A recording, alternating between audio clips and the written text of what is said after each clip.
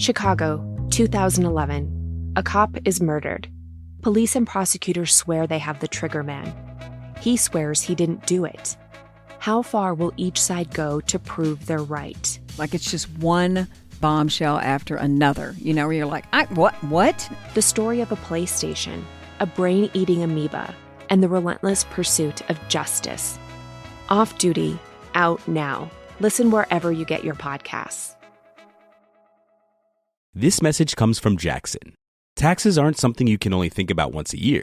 With investments, planning for tax day is year-round. Fortunately, Jackson offers tax-efficient products. Visit jackson.com for more information on how our products can make your tax bill a little bit less painful. Jackson is short for Jackson Financial Incorporated, Jackson National Life Insurance Company, Lansing, Michigan, and Jackson National Life Insurance Company of New York, Purchase, New York. Hello, everyone. Happy holidays. Hello. Happy holidays. So this week we are airing some of our classic Sister Wives Christmas episodes. So for today, Brooke, what are people going to be listening to today? So today we are doing, this is from our Sister Wives Rewind. It's a replay of episode 16, going way back. This is season 2, episodes 7 and 8. Episode 7 is called The Brown Family Decision. And then episode 8 is Sister Wives in Holiday Crisis. So it actually starts with episode 7. They're still in Lehigh, and they've decided, Cody and the wives have decided that they're going to leave Lehigh and move to Las Vegas, and they've told the older kids, but they haven't told the younger kids. Mm-hmm. And so if they want to have one last hurrah, they have to break everyone's hearts and spirits.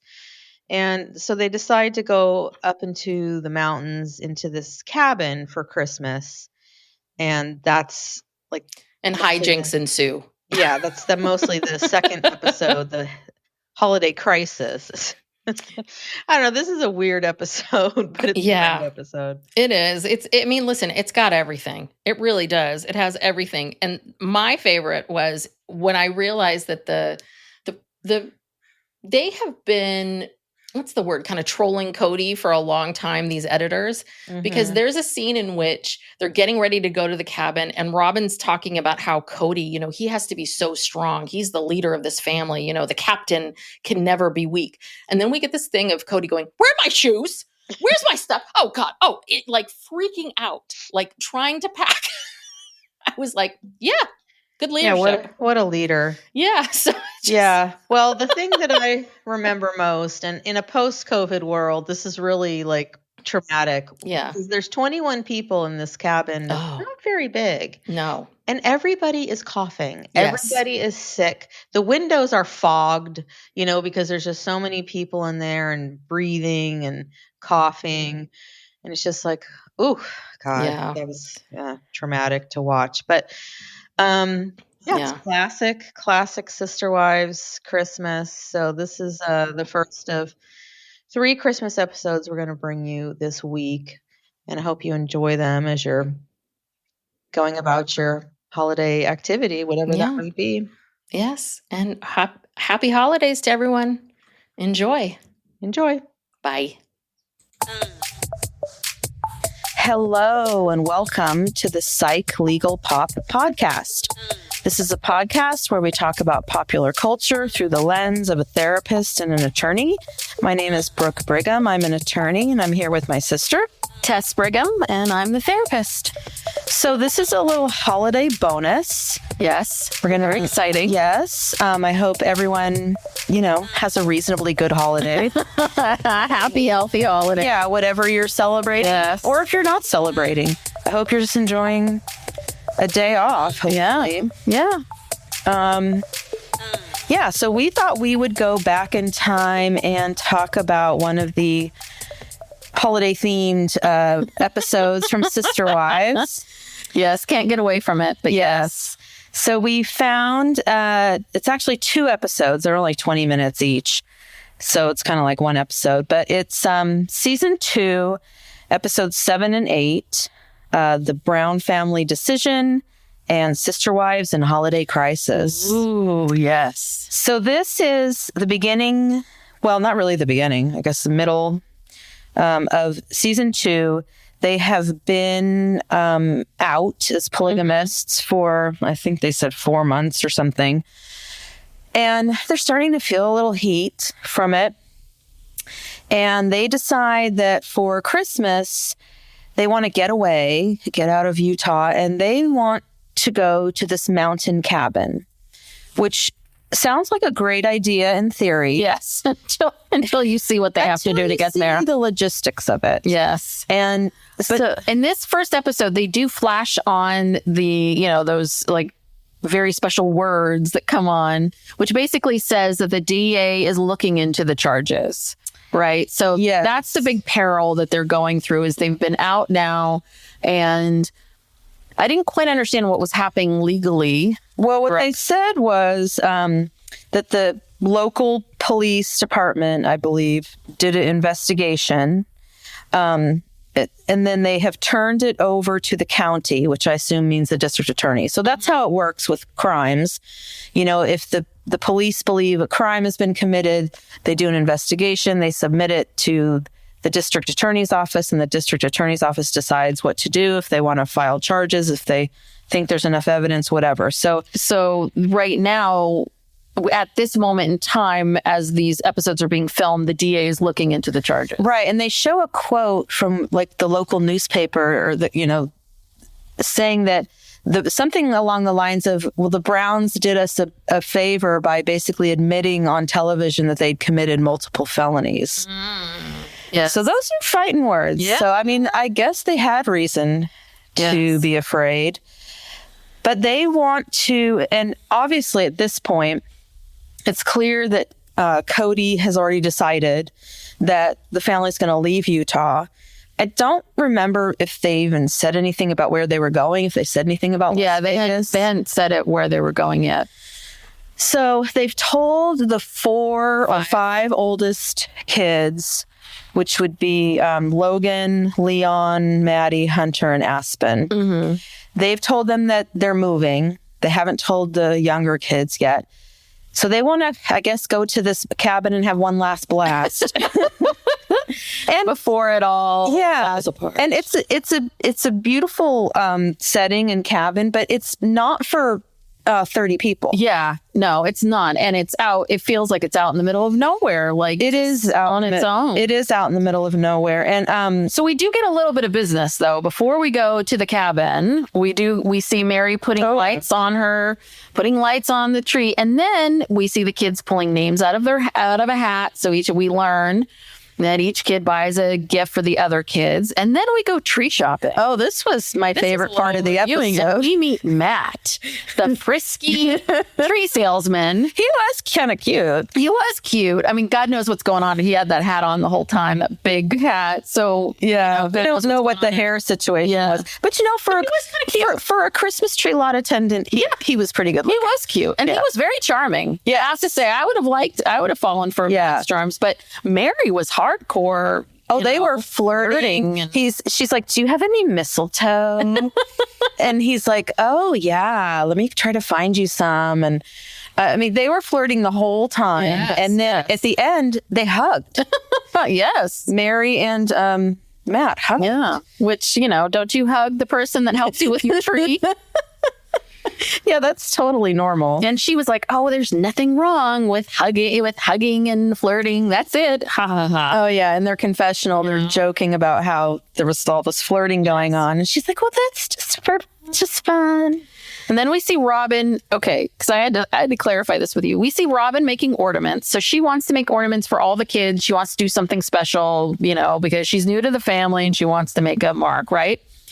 And then we get this thing where she kind of then pushes the religious stuff, right? Where she wants to give them things that are the reason for the season. Symbols of the season, yeah. So then she puts in a red, what I would assume is a candy cane, but it's solid red, not the red and white. And she tells us that is, what was that? I thought she was trying to say it was like a shepherd's staff. And that it was a symbol of Christ pulling the Christ in towards you. Towards you, Yes. the way that a shepherd would pull the sheep towards. So you want to yes. represent a shepherd's staff, so you pick red sparkles. Red sparkle candy cane looking thing. Yes. I mean, just like, so if you want to I just thought that was so weird. Well, they're ugly ornaments. Yes. And she's making one for everyone in the whole family. So that means every single kid is getting one of these. Yeah, and that's going to be the whole freaking tree. And they're going to be like, what is this? And it was trying too hard. Yeah.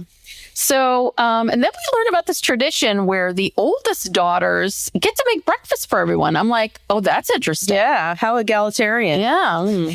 And then we have, hands down, the funniest moment. I'm sorry. And I understand it was a moment of panic for Mary, but so Mary makes everyone pajamas. She's been doing it. We hear it many times since Leon was 4 years old or 2 years old. Since Leon was 2, Mary has made all of the kids pajamas. So Mary's making her pajamas, and all of a sudden she looks out, and all of a sudden a police car pulls into her driveway, and she panics. She's shaking, and she gets her phone and calls Cody right away. And then the officer pulls out of the driveway and goes back the way he came. And then she goes out to look, and he's helping somebody who's broken down the street. He was making a U-turn in her driveway. Yes. Yeah. This is, but I feel like, and I understand, if I was in your position, I would understand the panic. And what they're really saying is that, you know, this is how we're living. We're living every time a cop comes near us, he's pulling in, and then that pit in your stomach. I understand that. But the way the show made it out to be like so dramatic with the dramatic music and all of that. And they stop it right where Mary says, oh, and then he pulled into the driveway, and it's like, you know, now next right? Yeah.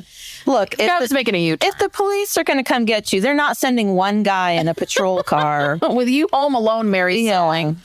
So yeah, it's just so cool. Well, yeah, and then they have a talk and a confessional where Christine talks about how her grandfather and his wives were arrested for polygamy, and they were all separated. Her grandfather was a very high up in this church that they're a part of. So yeah, it was a high profile thing, probably make an example out of him. But anyway.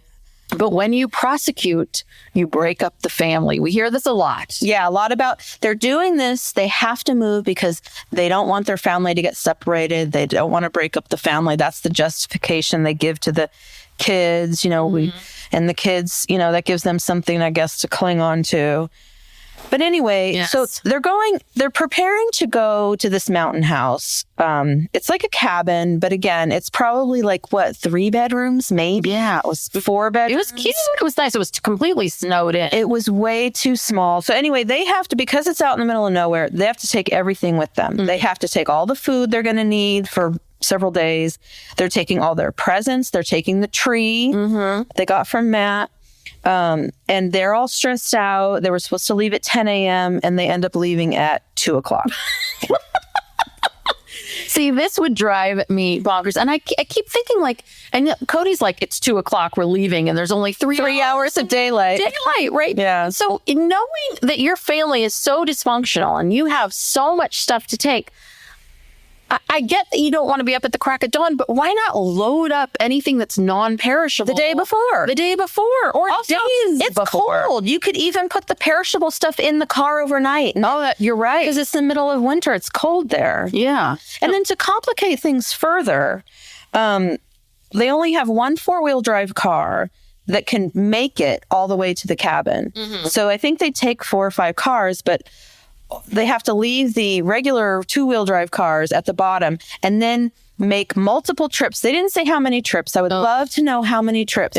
They must have been doing that for 10, 15 trips. I mean, they had to take every person, all their stuff, and they had so much stuff. Every car was packed to the gills with stuff. And they show Cody driving on this road and he's slipping and sliding all over the place. I mean, the road is it's just pure snow. It doesn't even look like, I'm sure there's no salt or anything on it. I mean, it's just like snow, just driving on snow. And so they get there. It's the middle of the night. We're such Californianers. We're like, oh, God, snow, just snow. What are we going to do? That's terrible. Yeah. No, I'm afraid of snow. I mean, I don't think I've ever driven it. I've never driven the snow and I never want to. That's why we live very close to Lake Tahoe, and I will not go there in the winter. Yeah. I'll go there in the summer, but I'm afraid of the snow. I don't know how to act or drive or do anything. Steve and I have gone, and Steve's from the East Coast, so he knows how to drive in snow. So you need to get someone from the East Coast with you who's driven in snow. Yeah. To come, but it's not fun. It's still scary and still awful. Yeah. So anywho, it was just a mess. And you're watching this whole thing knowing, God, you guys must be exhausted, hungry. And they're so stressed out. Everyone is like snapping at each other. And it's a tiny place. So sorry to interrupt, but it's such a tiny place that they're showing this stuff loading in. And can you imagine like being someone at the kitchen where your kid's probably like, I'm hungry. Yeah. You know, and you're like, what? Like, where's the food? Yeah. And it's jammed. Oh. The place, literally every inch of the living room, kitchen area was just covered with stuff. Mm-hmm. It was bad. I think they eventually got it all sorted out. But when they first got there, it was total chaos. Then, and then they had to bring the Christmas tree in. Yes. Then we're not done. To top it all off, they are getting these snowmobiles. And apparently the guy at the bottom of the mountain who rents the snowmobiles has been waiting all day for them because, of course, they were supposed to leave at 10. So you know that Cody said, okay, we're going to leave at 10. So because I don't think this place was that far. It wasn't a couple hours. So I think Cody probably told them, we'll be there around noon. Yeah. And Cody, they're probably there at they probably got there at 4 or 5, and then they've been loading for 2 hours. It's, 8 o'clock at night. This guy's been waiting for 8 hours.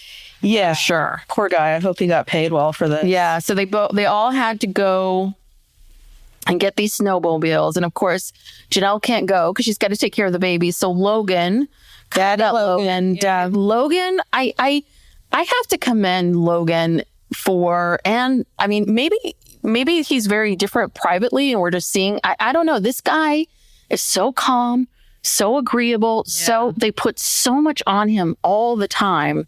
Him and Aspen is so sweet and so agreeable. These two, they so lucked out with those two. They really did, because they got two people that they're another kids, and they're another set of parents. Yes, they are. I don't know what they'd do without them, quite frankly. Yes.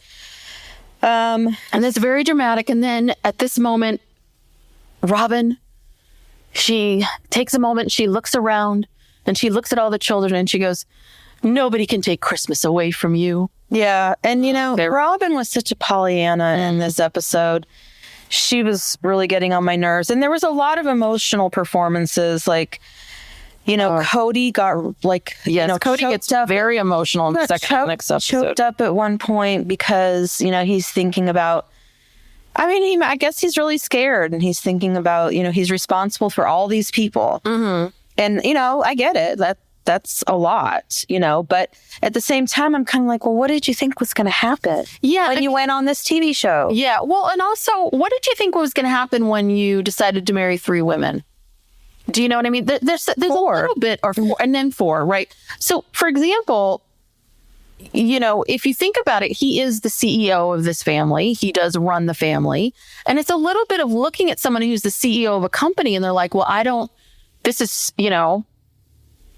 didn't think this is what it was going to be. Right. Like, this is leadership. Like, what did you think this was going to be? If you say you want to sign up to be the CEO of a company, that means like being a leader, like doing things. And what's so interesting about Cody is he loves being the leader. He loves being the CEO. But he's so bad at it. No, and he's bad at it. But the problem, yes, he is very bad at it. And at the same time, he's also secretly resentful. Do you know what I mean? Right. It's like I have this job, and this is what I should be doing. But at the same time, I don't want this job, and this is so hard, and I never get the support. But I'm the man of the house, and you should follow me. But no one's respecting me, right? It's back and forth, back and forth. It's like, oh my God, you're exhausted. Yeah, because it's this whole trip, and anytime they go anywhere, they move, they take a trip. It's a microcosm of just how mismanaged the family is. Yeah, he cannot even. This is not the first time they've traveled as a family. Yes, they have to take a lot of stuff. It's not the first time they move. They're notorious, even before this series started, they were notorious for constantly moving. Okay, this is not your first rodeo. You know, if you're going on something like this, you need to have a plan. You need to have a spreadsheet. You need to have a schedule. You need to dole out, you know, jobs. You do this, you do that. I mean, you know, almost like a military like that other guy, the procedure. That one polygamist. Oh, not Duggar, but Darger. Yeah, he's got military precision. Yeah, that guy, and things get done. And I think those kids are scared of him. But that's how you get shit done. Yeah, that's how you get. Otherwise, if you don't do it that way, you get this total shit show. But so anyway, that's the end of episode 7, pretty much, right? And then we learn. Kind of, sort of, yeah. It's hard. I didn't write down when we were making the transition. Yeah, I think this is it. We learned that they tell the oldest kids, and then we now see the kids and the teenagers are the best. Is in the episode before, we were like, there's one point where the parents were all saying like, oh, this will be so fun. It's so fun for the teenagers. And then they get the teenagers who are like, this sucks. I don't want to go with my parents for 4 days. I'm trapped. And they know on top of that they're going to have to move. So they discover a hot tub, and it makes everybody very happy. That was like the big highlight. And they start sledding down the hill. And Mary eats it and almost flies through the window of the cabin. But she's fine. Yeah, she's fine. She's fine. But she's quite the daredevil. And again, the show made it super dramatic. Like Mary had died or something like that when she did. But she was fine. And then there's this discussion about kitchen drama. Yeah. And that was really interesting. And I think it's a very benign conversation, but knowing what we know now, it is kind of this interesting combination of how they were talking about how small the kitchen was, and all the women, what did Cody say? Knocking hips. Because this is what women should be doing. Yeah. In the kitchen, knocking hips, just having a grand time, being so fulfilled by cooking for you and children.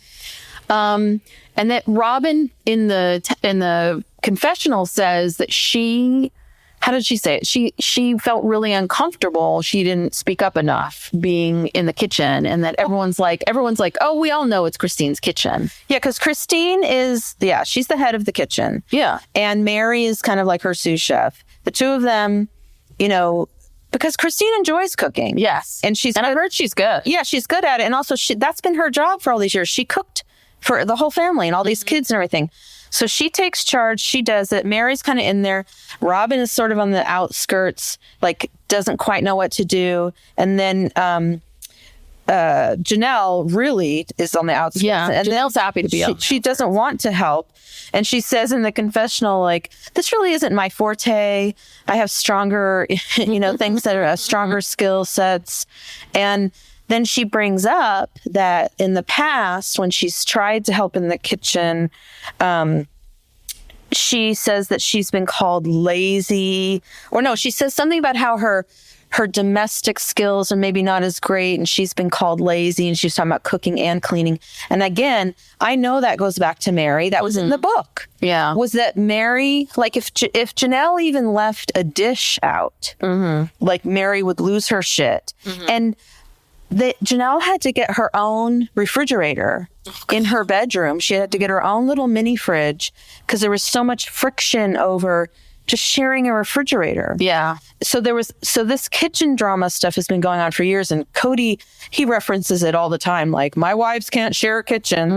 They each have to have their own kitchen. And it's like, no, what it is that Mary can't share a kitchen with anyone. Because Christine seemed to be, I don't think Christine didn't seem to be upset about the kitchen. Anyway, it was a whole talk about the kitchen drama, and I felt really badly for Janelle, because you could tell that she had just been kind of beaten down and abused over this. And in a lot of these older episodes, you look at Janelle and she does seem very beaten down. Yeah. Yeah.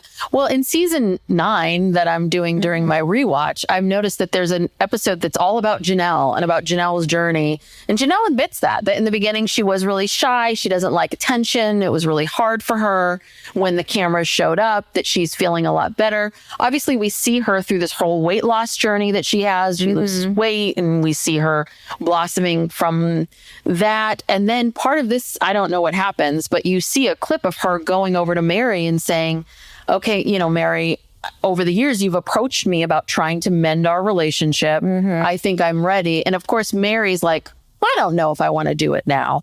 So typical. Like, you're just like, oh God, Mary, she's, she's trying to put a hand out to you. Like, just try. And I understand how Mary could feel like, well, I wanted to try years ago.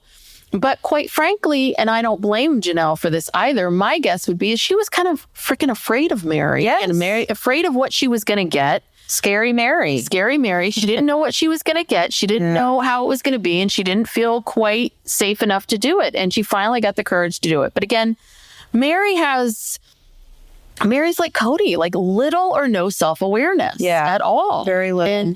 And I think that when those two were first married, I'm sure they both were their egos are so big that they were kind of clashing. And then they bring this new woman in who is Janelle, who's probably very like, don't pay attention to me and shy and reserved. And okay, maybe, okay, I want to be a part of this. And I think the two of them just eclipsed her. I want to know so much more about it, how it came to be that Janelle married into this family, because, somebody posted on the Shit Talk, Facebook page, a newspaper clipping of the announcement of Janelle's marriage to Mary's brother. That's right. I always forget about that. Yeah. Oh, so I wonder, is that some of the anger and resentment? Is Mary mad that she divorced the brother? Well, and also remember too, before Cody and Janelle got married, Cody's dad married Janelle's mom. Yes.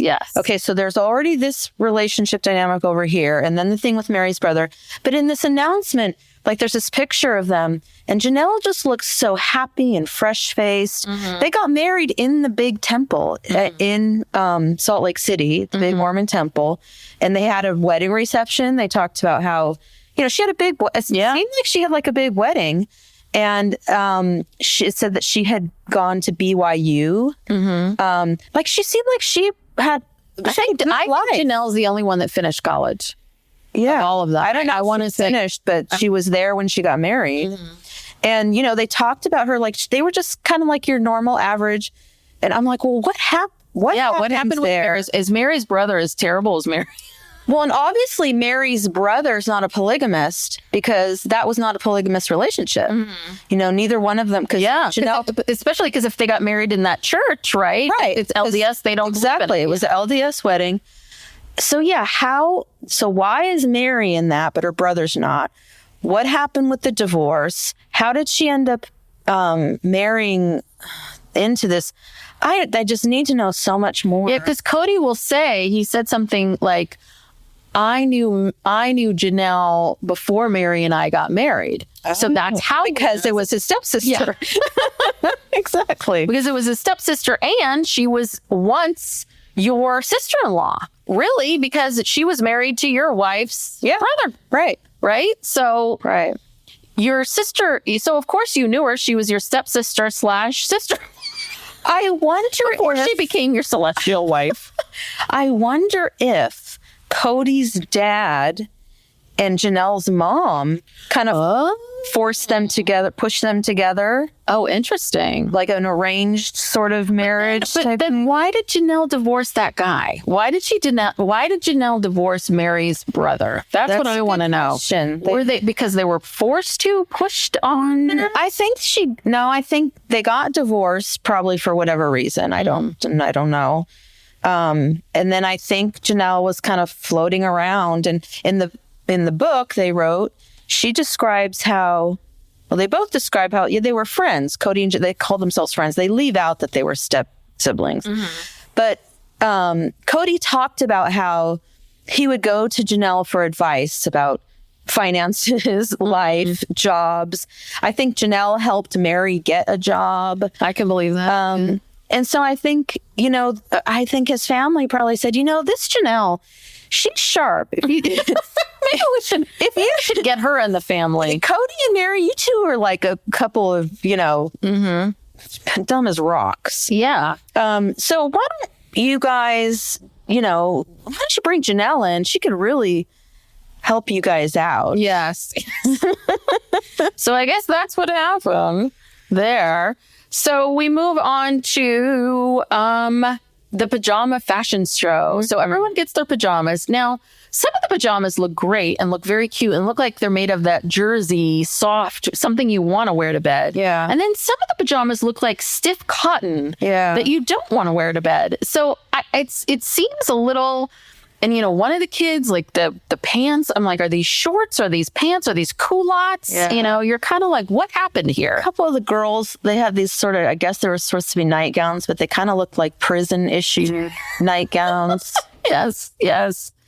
I know. So, pajama fashion show was interesting. Essentially, but at least they look like they were having fun. Yeah, they do. And these old episodes, it is nice to see them because they do look like they're having lots of fun. Yeah. They do look like a very happy, unified family. I liked this episode because it was one of the only times, that we've really seen all the kids together. Mm-hmm. At least I have in a while, you know. And a lot of them are just, they're so little and they're cute. And, you know, it was nice.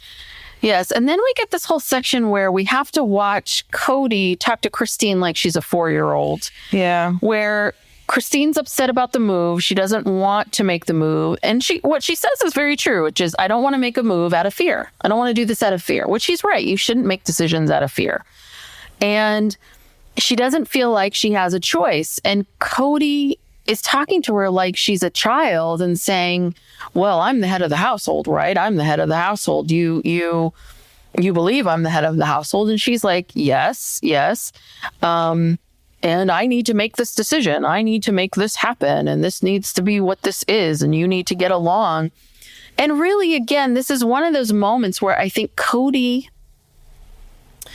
really had a moment here to connect with her and just say, this sucks. Yeah, I'm sorry. I know this is hard. This is really hard. Yeah. This sucks. I don't want to do this. I don't want to do this. Nobody else wants to do this if I had any chance. But you know what? I am really scared about going to jail, Christine. I don't want to have happened to us that happened to your grandparents. This is awful. Like, that's all she's exactly. That's all she wants. He's incapable of that. He is never, ever able to,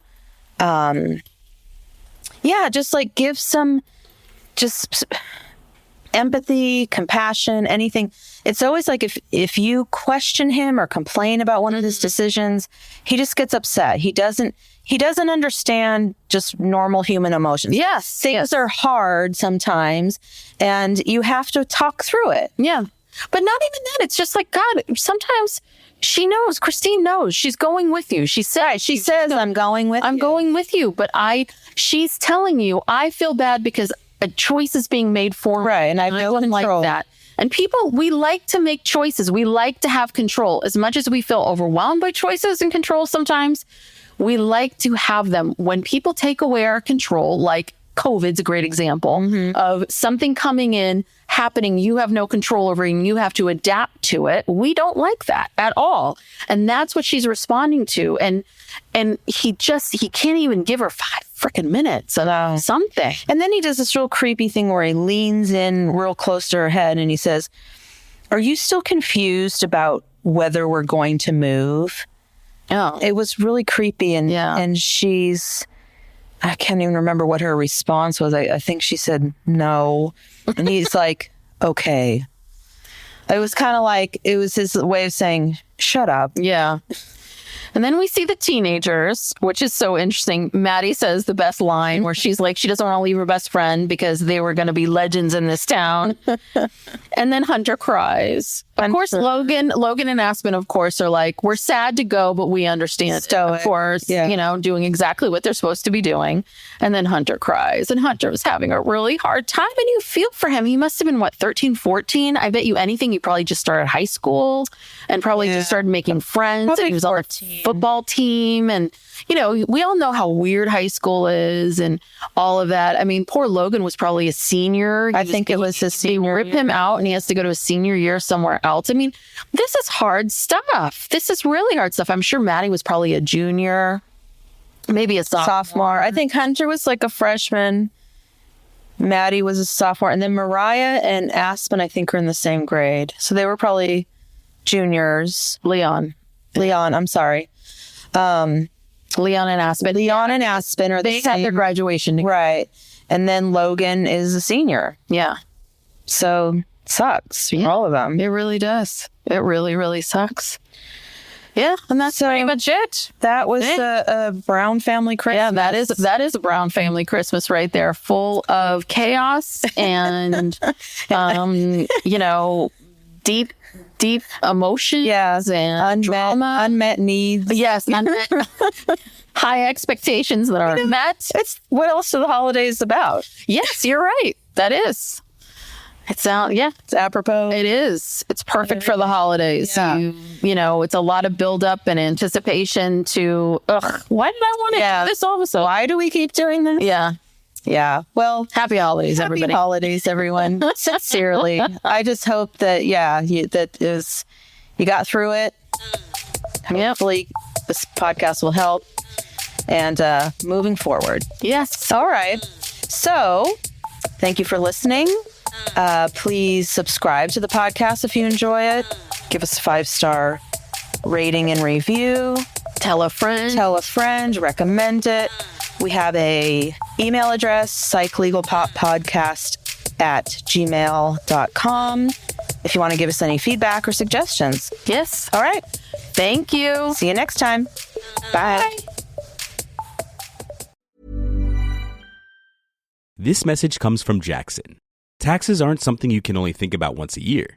With investments, planning for tax day is year-round. Fortunately, Jackson offers tax-efficient products. Visit jackson.com for more information on how our products can make your tax bill a little bit less painful. Jackson is short for Jackson Financial Incorporated, Jackson National Life Insurance Company, Lansing, Michigan, and Jackson National Life Insurance Company of New York, Purchase, New York.